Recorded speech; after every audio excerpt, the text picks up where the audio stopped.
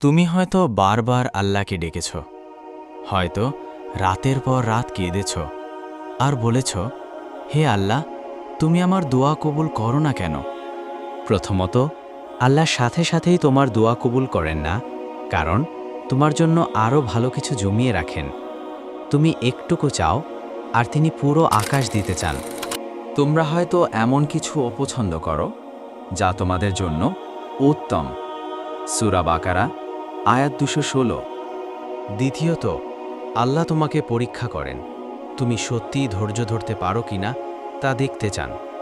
উদাহরণ, নবী আইয়ুব আলাইহিস সালাম ১৮ বছর রোগে ভুগেছেন, তবুও তিনি কখনো অভিযোগ করেননি, শুধু বলতেন, হে আল্লাহ, তুমি দয়াবান। তৃতীয়ত, আল্লাহ তোমার দোয়া কবুল করে ফেলেছেন, কিন্তু সময় এখনো আসেনি। তুমি এখন বুঝছো না, কিন্তু কাল বুঝবে।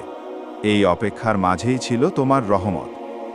উম্মে সালামা রাদিয়াল্লাহু তাআলা আনহু তার স্বামী মারা যাওয়ার পর কাঁদতেন, বলতেন, আল্লাহ আমাকে কিছু ভালো দাও। পরবর্তীতে রাসূল সাল্লাল্লাহু আলাইহি ওয়াসাল্লাম নিজেই তার স্বামী হলেন। তুমি কাঁদো, আর আল্লাহ তা জানেন। তোমার চোখের পানিও তার কাছে অমূল্য।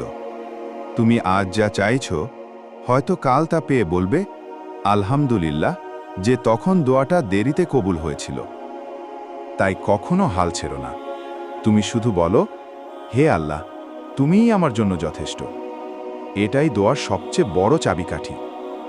এখন যদি এই ভিডিও তোমার হৃদয় ছুঁয়ে যায়, তাহলে মন্তব্যে শুধু লিখে দাও, আমার দোয়া আল্লাহ শুনছেন। দেখো, অন্যরাও আশার আলো খুঁজে পাবে।